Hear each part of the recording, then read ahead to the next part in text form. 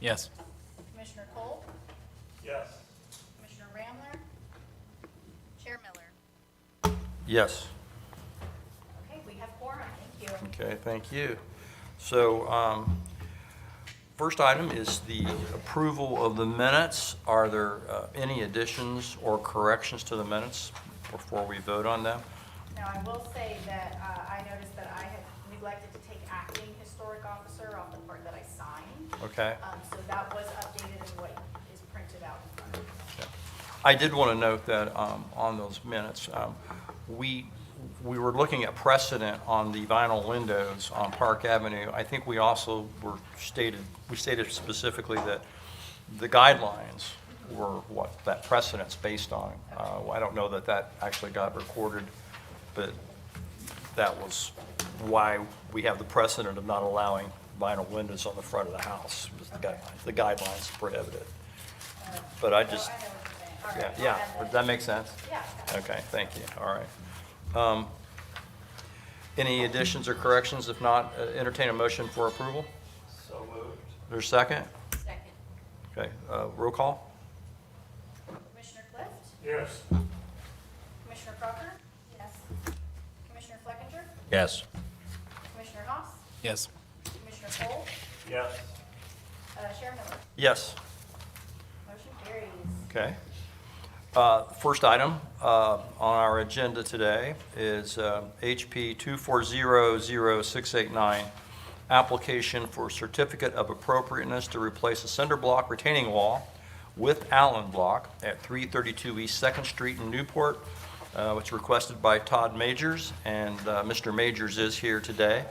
We're going to have, I'm going to give my presentation. So here's how this will work. Yeah, so just so everybody knows, the city staff, well, first of all, I'm going to have to get everybody sworn in before we give testimony, and we'll do that here in a second. But Jennifer will give her staff report, and then the applicants will have an opportunity to speak. And then if there's anybody else who wants to speak about your project, like in opposition, they have an opportunity, and then we will do questions and then get to a decision. So that's kind of how the process will roll out tonight. Did you want to swear people in who are going to give testimony? Absolutely. Yeah, so, If anyone who's planning to testify today, you just stand. If you're going to be, yeah, so if you're going to if you're going to be talking about a project, On your behalf. yeah, if you're going to speak tonight, it's considered testimony, sorry, yeah. Justice for your local work. Right, all right. If you just raise your right hand, repeat after me. I. Do hereby. Solemnly swear or affirm that my testimony today will be truthful and helping God. All right. Thanks, everyone. I know that can be a little bit, what, I have to do what, so. Okay, well, let's go ahead and do the staff report then, Jennifer. Okay, so for 332 East 2nd Street, there is a vacant lot there. And along the property, like the front of the property along the street is a failing cinder block wall. You all received some photos, and you can tell that it's I'm sure it's doing its best, but its time has come. So along that area, there are quite a lot of other cinder block walls. There is another Allen block wall in the area as well.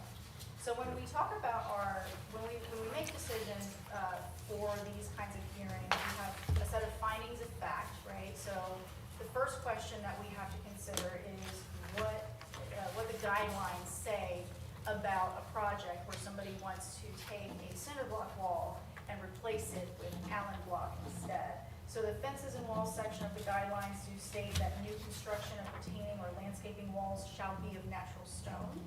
However, the commission does have the power to approve substitute materials, and that is within the guidelines.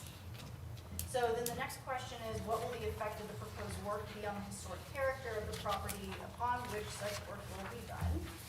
So I would argue, and we have argued before in other hearings, that given that this is a cinder block wall, an Allen block wall is really an improvement in appearance, right?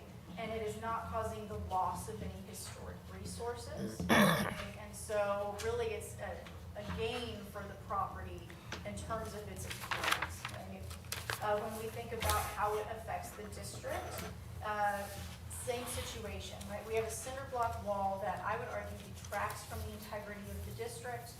Replacing it with an Allen block wall will improve that appearance there along that lot and will improve the district overall. So my recommendation is that in keeping with precedent, we approve the COA. The proposed project will enhance the appearance of the property and does not involve the loss of a historic resource. There's a typo in my staff report. I'm so sorry. It does not say, it should not say improve, it should say involve the loss of a historic resource. Okay. Is that it? Yes. Okay. Well, Todd Majors, hi. Do you want to come up and just state your name and address before you give your Todd testimony? Majors, my residence is 329 East 3rd Street. I own the property at 332 East 2nd, as well as the adjacent lot, which is a continuation of our property at 329 East 3rd. I do not believe it has an address. So the property that is next to or adjacent to the wall that is failing is a Allen block wall that was there when I purchased the property 23 years ago. And there are 2 other homes on that block that are Allen block, and one was just put in, I believe, within the last 5 years. I have pictures of those existing walls here if you would like to see them. Yeah, please, if you'd show them around. I'd went by today and looked. These are 2 other properties on 2nd Street that have Allen block. And then you can see in the pictures that were provided in the application, the Allen block wall is adjacent. So this is the failing wall, and this is the other wall of the property we own that has been there for some time. that we've got. So we would have it match that wall. You would match that wall, the Allen Yeah. block wall, yeah, okay. Yeah, Oh, sorry. okay. Anything else on that? Todd, did you have anything else you wanted to say about that, other than? No, I mean, don't. it's just, yeah, okay. I'll answer any questions. Do you have any? Sure. I have a question for staff while you're here. So the cinder block walls that were put in, when we see them around other places in the neighborhood, were they original? I mean, when were those installed exactly? I'm not exactly sure. That I do not know. We do know that it would not be appropriate for the period of historic significance for the district, which really goes up to the early 20th century, and really starts in the 19th century. I'm just asking the question. There's definitely no question that this is not a contributing material. Oh, yeah, okay. I just wanted to establish that on the record. Okay, very good. Thank you. Anybody else have any questions or any comments? Okay. Well, I am going to try to make a motion here, and I want to make sure that I'm doing this properly because we have to make sure that we appropriately state the findings of fact that we have so that the motion really, carries weight and holds water. So it would seem that is the proposed work consistent with the design review guidelines that regulate the given property. It would seem that the proposed work, because it's not replacing a historic material and it's improving the appearance of the property, it does meet the design review guidelines. It will actually improve the historic character of a landmark property, or at the very least, it would have a neutral effect on it, but it's certainly not going to harm it. Again, it improves the property, and then lastly, it is consistent with work and proposed work that's been going on other landmark sites and properties in the district. And based on those 3 findings of fact, I would move that we approve the applicant's COA request. I'll second the motion. Commissioner Clift, Yes. Commissioner Crocker? Yes. Commissioner Flickinger, Yes. Commissioner Haas, Yes. Commissioner Cole, Yes. Chair Miller. Yes. Motion carries unanimously. You will receive follow-up information from Okay. All right. right, great. Yeah. Okay? Thank you very much for your Better time. hurry up before it falls. I don't think it's in that much, Jeff. No, it did. It looked like it was still holding up this morning. All right, appreciate it. Okay, so our next item, HP 2400702, application for certificate of appropriateness to fill in an original door that's been converted to a window at 735 Monroe Street. The request is by Amber Gerson. The Gersons are here tonight. Thank you. So we'll go ahead, we'll do the staff report, and then we'll let you folks speak to the project.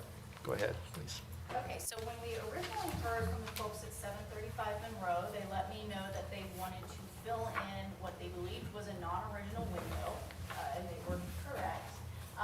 When we looked at the site, they believed the window had been put in sometime in the 90s for a bathroom. At this point, they were converting that area to a kitchen, and the cabinets would be going in that area. That's why they want to enclose it. When you take a look at the difference in size between the windowsill, between that smaller window and the adjacent window, and when you look at the brickwork, you can tell that originally there was a door there that's been filled in, and the windowsill was likely originally like the threshold, or some people call it the sill of the door. So when we have cases that the guidelines don't necessarily speak to, I have the right as the historic preservation officer to bring that forward to you to get your interpretation of the guidelines. Now, for this particular project, the guidelines actually state pretty clearly that you are not supposed to fill in a window or a door. But when you read the context of the guidelines, you know, the kind of narrative that comes before the bulleted guidelines, it's pretty clear we're talking about original openings. So this is a case where I feel that the guidelines are a little ambiguous when it comes to non-original openings. So I wanted to get your interpretation in this case. So when we think about those findings of fact, the first question is, what do the guidelines say? Now, the guidelines are pretty clear that we should not be filling in original openings. They don't state what to do when we've got something non-original. That's not original window. It certainly wouldn't have been a vinyl window. We have a door that's been partially filled in. The damage is kind of already done, right? So we have to decide when we have a case like this that's ambiguous, do we stick with the guidelines, or are we able to make an exception in this case? When we think about the effect of the proposed work on the historic character of the property specifically, I would argue that it's probably neutral to go ahead and fill in the rest of that space. If you're pulling out the vinyl window, if you leave the materials like the trim in place. So according to best practices for filling in openings like that, you want to leave trim in place so that people can see what was originally there. Now, I mean, in a perfect world, we'd be pulling that out and putting the door back in, right? Or we'd be pulling it out, putting the threshold back down, and then filling it back in so everybody knows it was a door. That's outside of what we can ask of these particular applicants. So I would argue that given that the damage is already done, given that there's already been harm to the integrity of the building, I don't believe it will cause further harm to the integrity of the building to remove a non-original window and fill it in. I feel the same way about the district, given that the door has already visibly been altered. The damage to the district's integrity is done. Now, that is a corner property, so it is something that is visible from the street. And we do need to consider precedent that we're setting when we're talking about non-original openings. But again, we're removing a non-original vinyl window and breaking it up. I would argue that it's net zero, but others may disagree. So I'm going to recommend that in keeping with best practices, we keep the trim that is still there in place. You could have the threshold taken out and just have that top piece left in, the lintel left in. I think it makes sense to leave the threshold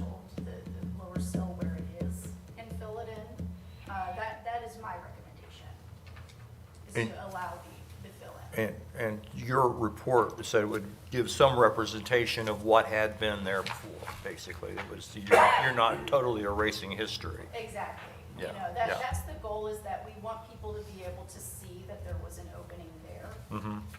And you can tell by the brickwork that there Yeah, was a door yeah, there. yeah, you can. You guys folks want to come up and speak to it? Kind of know the basics, I think, but Yeah, anything else you'd like to I add? think you covered it really well. Okay, Very thoroughly. sure. Nothing really to add except that, you know, aesthetically as well, from the interior, it's kind of like the end of the room. So even if we don't end up putting kitchen cabinets there, it's sort of an awkward position. It doesn't align with the other two windows in the room. So it's sort of a strange looking window, what had been in the shower. So nothing really to add. We're just putting together plans for a renovation project, and this seemed like the first step to understand what we could do here. And how do you feel about keeping the lintels and the trim elements, just so we can have that representation of what had been there? And it does allow us to not totally try to erase the record of the house. It might look like, what is that? Yeah.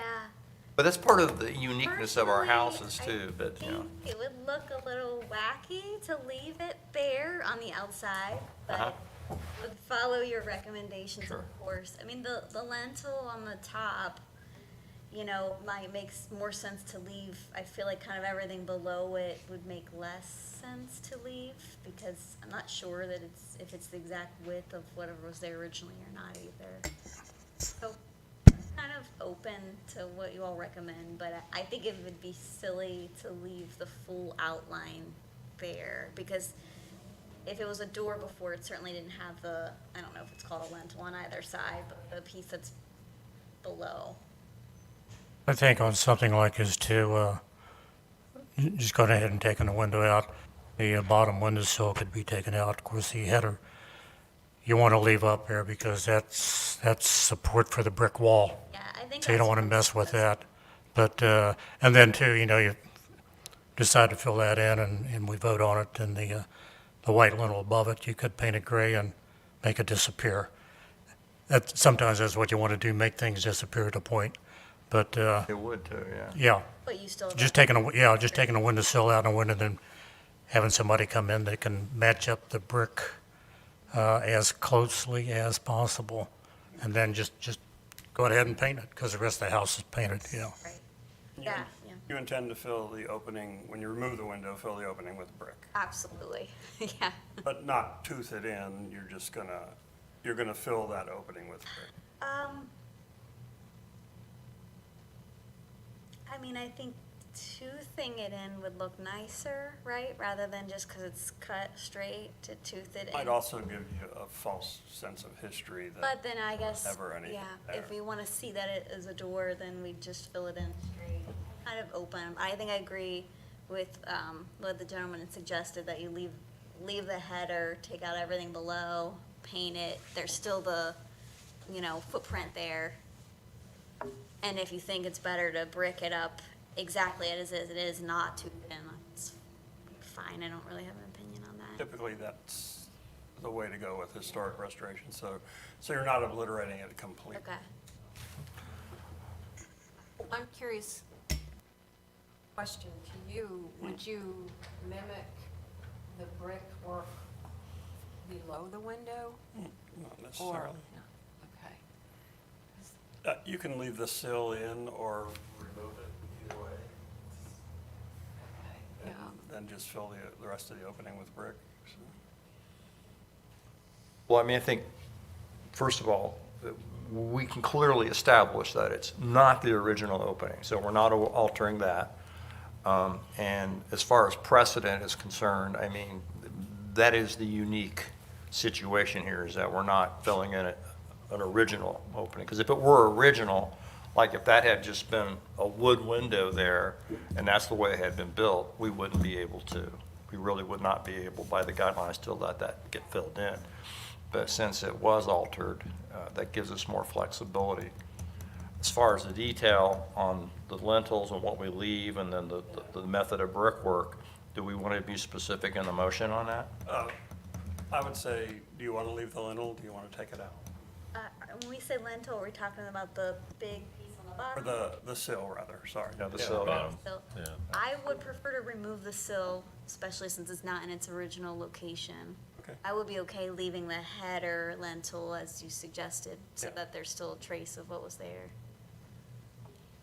Yeah, and then just fill in the rest of the And opening. then fill in. To make the building viable, you don't want, I wouldn't leave any wood framing between there. I would just make it brick, but as long as you don't tooth the brick in, it'll always be apparent that that was an opening, so.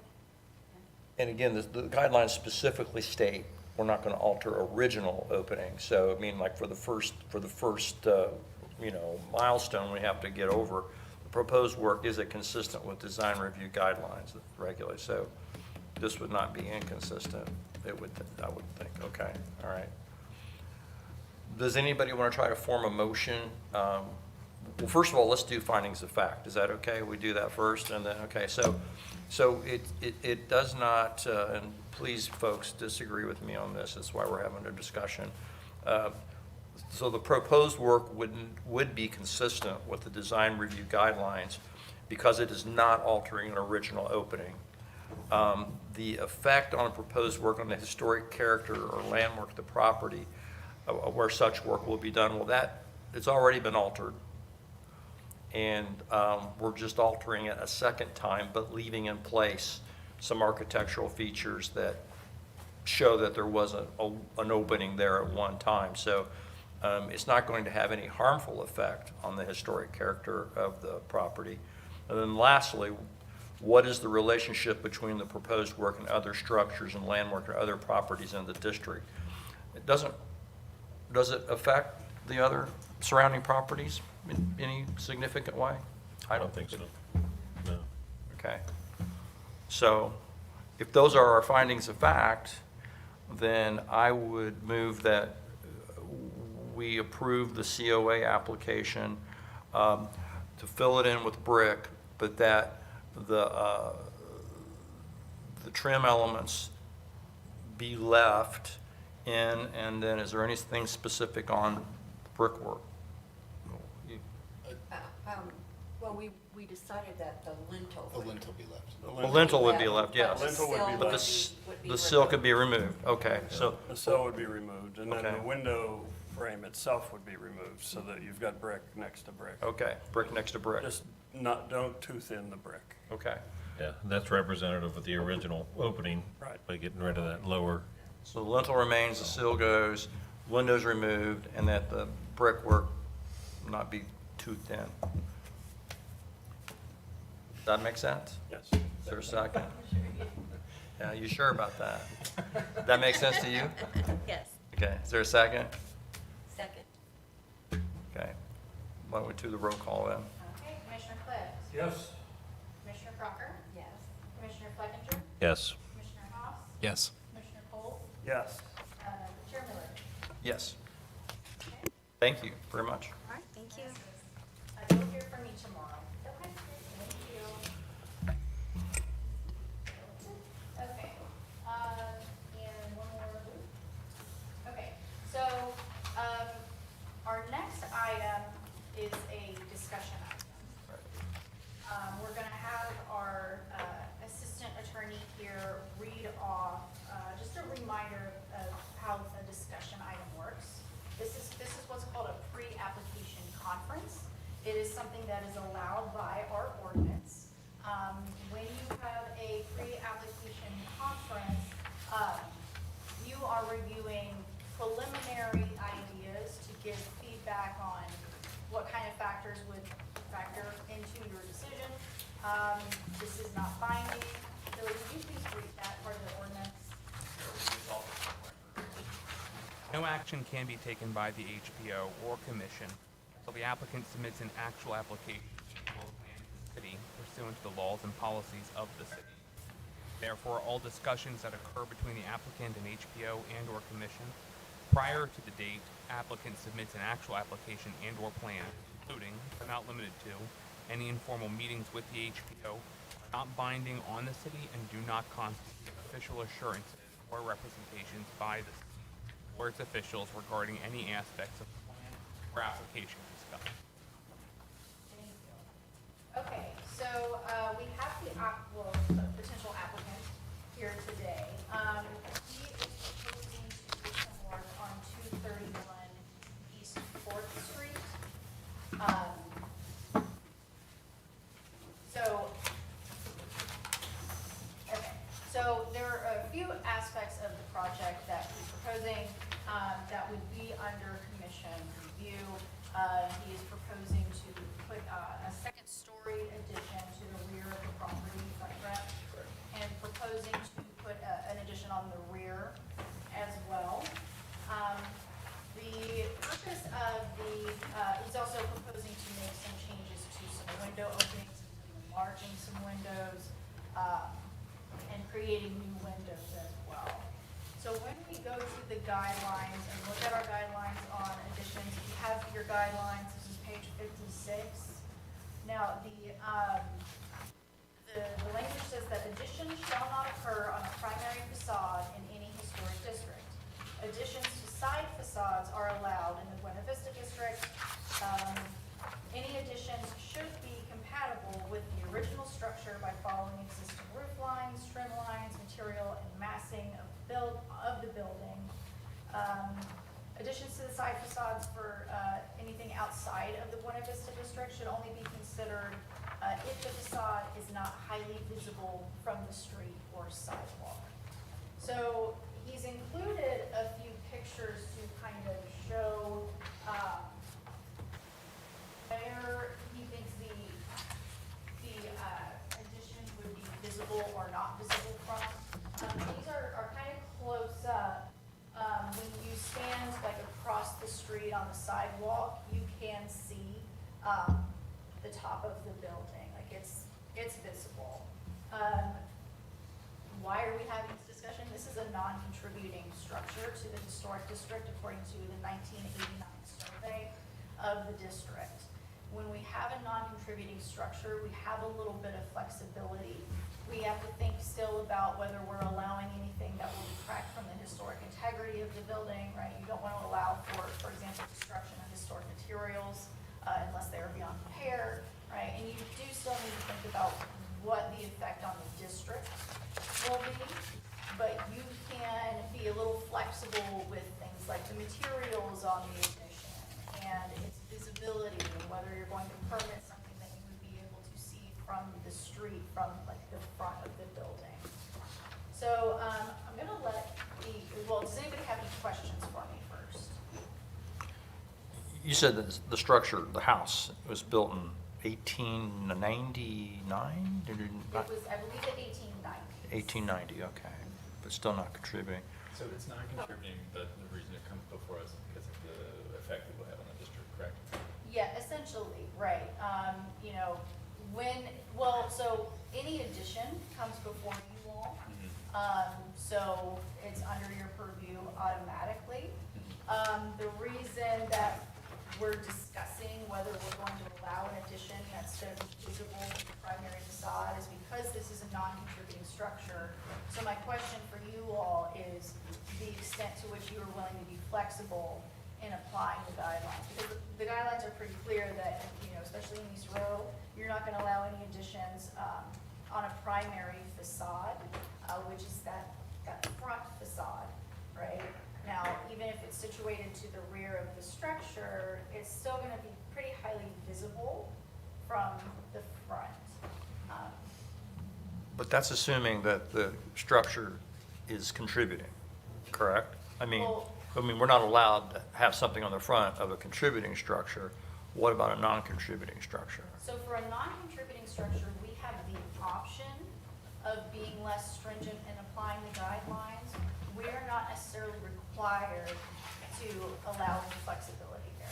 Okay. If we feel that it will harm the district, for example, then we can say, no, the guidelines still stand. Mr. Ford, do you want to come up and talk about what you're trying to accomplish and maybe give us a little better sense of what you want to do? Of course. Real quick, sorry. Yeah, sure. So in the PowerPoint, I've included what you submitted prior. Are there other views? Because I have, Yes, so okay. I think there's about 4 different There should be a view pictures from here. across the street as well. Okay, can we, take forward, please? So here you, well. I think here's I'm kind either of the mid, sidewalk. maybe I'm mid-street here. Yes. And this is a zoom in, I think, from the same angle. So, first, non-contributing, that might make the conversation different. I would actually argue, even if it were a contributing structure, it's still not highly visible. I don't know if that's an important contention to make here, but we can discuss it a little bit. I'm standing on the roof ridge, so the peak of the roof. I'm roughly 6 feet tall, I hope at least, but I'm a little bit short of that. I'm holding a 3-foot yardstick up, and you can see the top of the yardstick.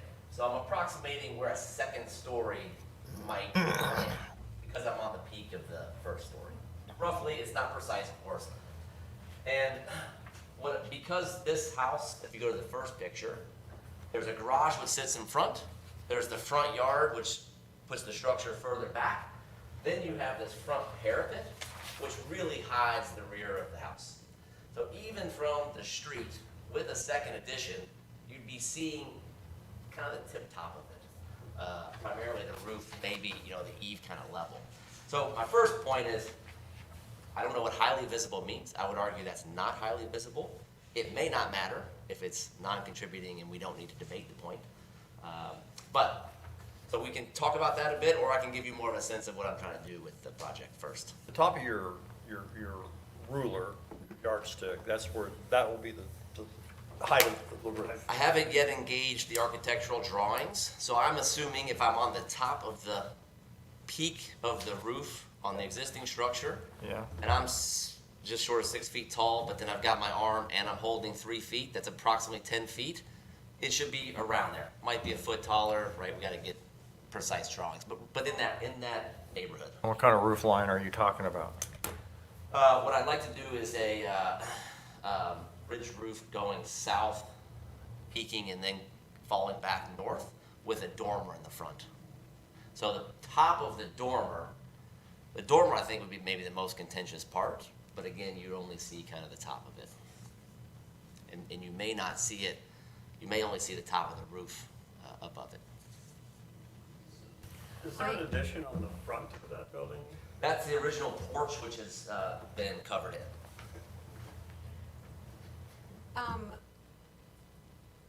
By the way. Sorry, the addition, I the live.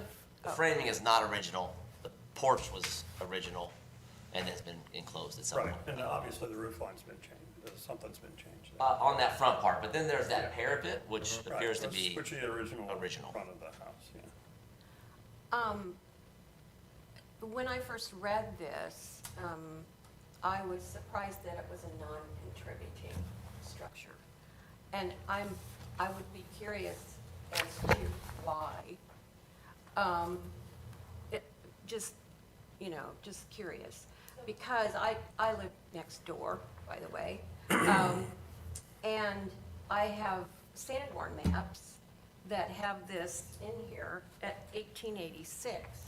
And according to the Sanborn map, it's supposed to be brick. Is it it brick? is not, I most didn't- certainly. I've opened interior walls, it's wood-sided. I would, that's what It may I have would- been replaced from what was So on that that's what map. I'm thinking. So it might have been a brick structure because- there before and then, Yeah. yeah. Yeah, Oh. and I was just shocked because, Huh. it was, there's a structure there that was truly brick. So, Interesting. Things Yes. burned down. Back in the day. right here. That's a possibility. Yeah, I mean, Yeah, I a lot of mean- houses caught fire back then. So, anyway,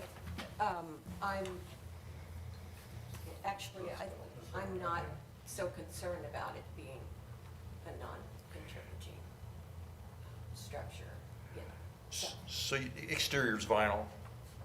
The exterior is vinyl, And the windows are vinyl. yes. And will you, take off that? There's wood siding underneath the vinyl. Do you have any idea how it looks? It looks reasonably good from the inside, from the parts that I've opened. My Yeah. intention is to retain it, restore it, and wood side the addition to match. Which I think would be a historical improvement And will versus the- the vinyl.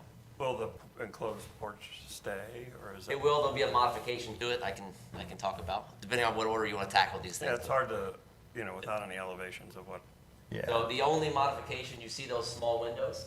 Yeah, If you go inside the property, the original window structure is there, which is a larger window. yeah. And I'd like to bring that forward and open the front to match what it originally was. Which is floor to about 6 feet up. So, It won't become another porch, it will become part of the structure. Well, it's already part of the structure. But I mean, you're gonna take that all the way up and back. No, I'm gonna leave the roof line. I was only gonna enlarge the windows. so enlarge the windows, leave the roof line, leave the parapet, and then build behind the parapet, and then the visibility. Starting approximately 20 feet behind the parapet is Okay. where I would start the elevation for the rear addition.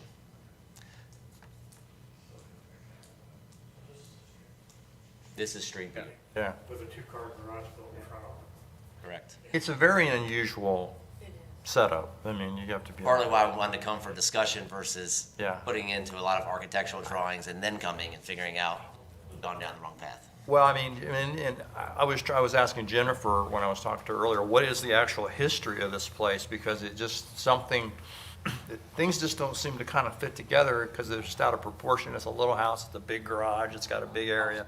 Something happened, but it looks like, based on your research, there may have been an earlier structure that came down, so that could explain it, but I think What I it, can say is the two properties adjacent are both, you can tell, sizable, Yeah. multi-story, I don't know, approximately 3,000 square feet or so. sure.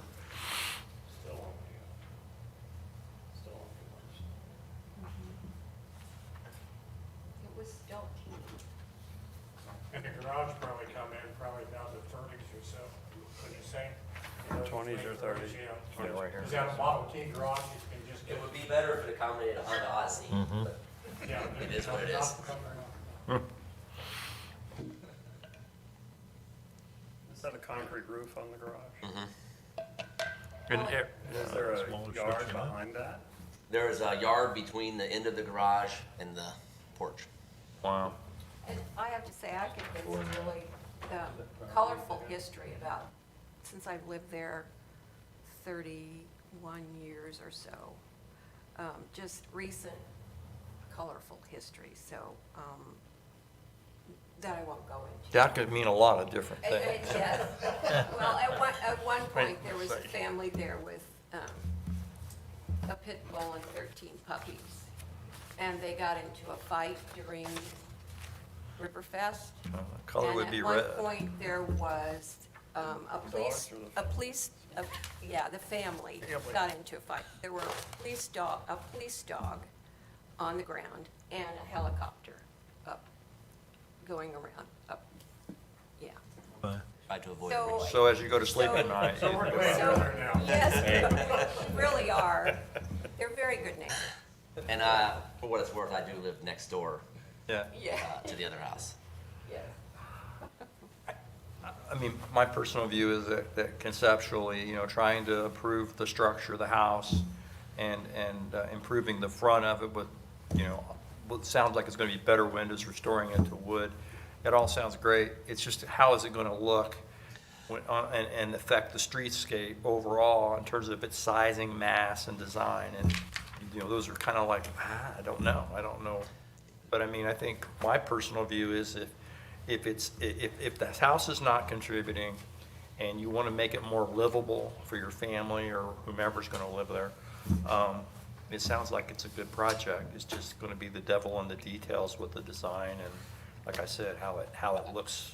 I think the guidance I'm looking for, understanding it's all non-binding, is the guidelines say no highly visible additions. Now we've added it might not be a contributing structure, but what I was trying to get some clarity on is, would you consider this highly visible? A addition in the rear part of a house, so you go garage, you go yard, you go porch, you go parapet, you go halfway back and you Sure. build up? Yeah. Is that highly visible or not? Yeah, I mean, go ahead, Michael. I think it's hard to say without seeing elevations. Yeah. And like, And I wonder, like, and somebody, yeah, you're not including so much height, but just the way the building might change is just how the perception is amongst all, right, the frontage.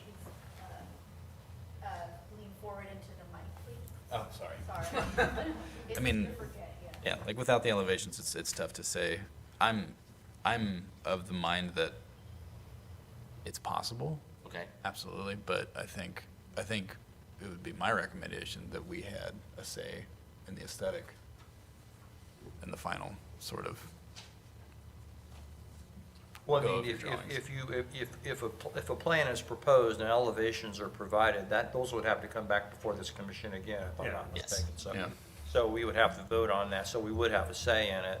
I think it's just like any guidance or that we could give the applicant, non-binding again, about the amount of visibility. I mean, highly Exactly. visible for your edification. It's just sort of like, well, I'm standing in front of the main street, main elevation, I can see it. It's considered okay. reasonably, it's highly visible, but it's Sorry, not. I'd like to interject. So what the Yeah. guidelines say is that additions shall not occur on any primary facade in any historic district.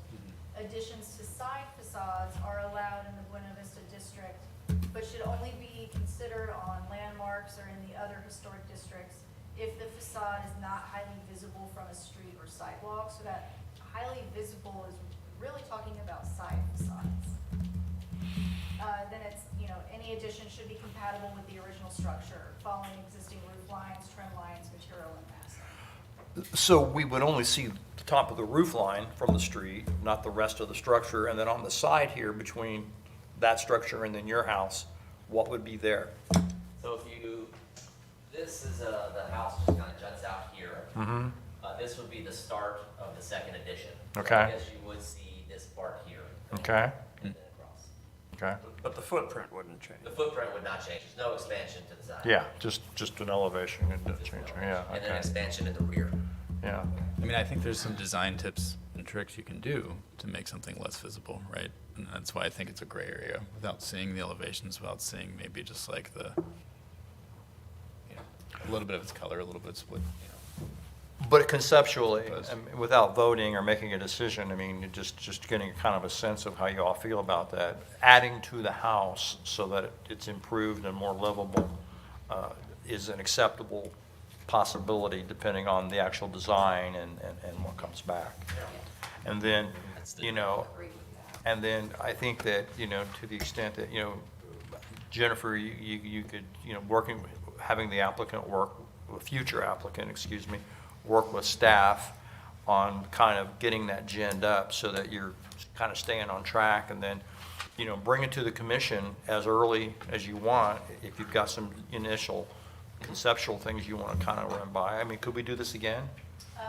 There's nothing in the ordinance that says you can't. Because it seems to me that it's an important project. It's kind of precedent setting in that we don't have a lot of these situations, so it'd be nice to kind of do it methodically without holding you up too much, of I'm course. in no hurry, so it'll be fine. Okay, so, I think we would just appreciate the back and forth. yeah, I think it would be good. Yeah.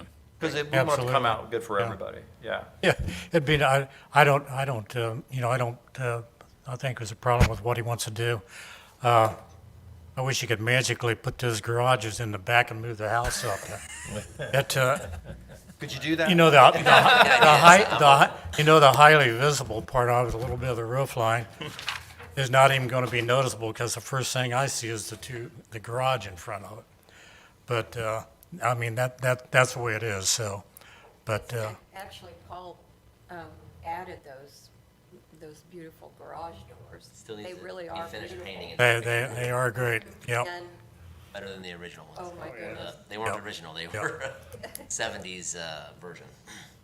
So you could go through all this work and expense, and then people still say, well, it's a nice looking garage you got going there. And it's like, oh, there's a house too. There's a house on top There's of a it, house yeah. on top of it. That is how it goes. Yeah. Yeah, I agree, come back and have some elevation and pictorial, a little bit more that we can. Does that help you? It does, I mean, just didn't want to spend several thousand with an architect. Yeah. If you said, nope, if we can see it at all, it's not gonna happen. I just want to hear that now, and we try something else. I mean, one thing. This and- gives me the direction I need. And Jennifer can speak to it more eloquently than I can, but I mean, when people add on and build things we don't necessarily, you're not trying to mimic, historic architecture to a great degree, are you? Just, it just has to complement the structure appropriately, and she has a good sense of that, so just be mindful of that as you move forward in your design plans. Can I have a comment as well on the front windows? Again, taking the opening, I have some pictures of the opening on the, what is now enclosed, but was the original window opening size? So that was something we discussed being able to approve on the staff side. Okay. Since you're putting in an original, if you're restoring what's like originally there, that is something that staff can approve. Okay. When we've got a gray area, when it's like, this is not original, what do we do? So- But I mean, that's a larger opening you said Larger originally, opening. and so you're thinking of one over ones? Yep, Yeah. it's not a whole lot wider than that, but it's Yeah. taller. Yeah. Wood? Wood on the front, it's my Okay. understanding. Okay. Yeah. Yeah, I mean, it sounds like you've got something to work with there, Okay, so think I that's- hope that helps. needed. Is there wood siding under the porch, closed-in? I don't know that. I don't know what's under the porch. If you're, Happy to- are you gonna put wood siding back? Do you anticipate that? Yes, yeah, because the rest of the structure is wood sided, and I think it should match. That would be the intention unless there's, I can't imagine what would prevent it. Well, we appreciate you coming to us like this and letting us. Thanks for kind of making talk time. About it, yeah, our pleasure. And, All right, you'll see me again, I guess. Yes, we will. Thank you. All right, thank you. Thanks. Okay, is there anything else? Anybody have anything that they want to bring up or ask about? I kind of have something. I wanted to say congratulations to Nick Miller on the proclamation. It was Nick Miller Day. And I wanted to, On Monday. yes, happy Nick Miller Day, everybody. Belated Thank Nick you, Miller Day. thank you. There may be a party at some point, we don't know yet, but we didn't have it on Nick Miller Day. I didn't say this yet Monday night because I was kind of embarrassed by it, quite frankly, but, you know, I got this proclamation saying, oh, great job, and I appreciate it, but really, it's everybody who sits up here and people who sit over there and sit over there, and then the people who come in with these projects, they're the ones who make this work. And I just sit here and go, okay, you're next, and you're next, and that's all I really do. But thank you. It's been a lot of fun. And I am going to come back. They made me chair emeritus. I don't know what that means, other than maybe I'll do some more work for free. But I will be probably coming to the work session on the 7th and just kind of hang out until you folks tell me to go away, and then I'll happily do so. But anyway, thanks everybody for everything you've done and all your support. I do have Thank you. to say something. I want to thank you from me and from all the board members. And it's much more than just doing this and this. I mean, you are a leader and a detailed, you're very detailed in your motion making, which is Wow. very difficult. And I just wanted to Thank thank you. you for your leadership and your dedication. Well, thank you, Mary Beth. That means a lot to me. And I will add that Mary Beth has always been known to kind of go, Nick, you need to do this. You need to do this. So, but thank you. Is there a motion to adjourn? So moved. Is there a second? Second? All in favor of adjourning, say aye. Aye. All opposed, say nay. Nay, I don't want it to end. No, just kidding. That's it. We're done. Thank you, everybody. Thank you, everybody.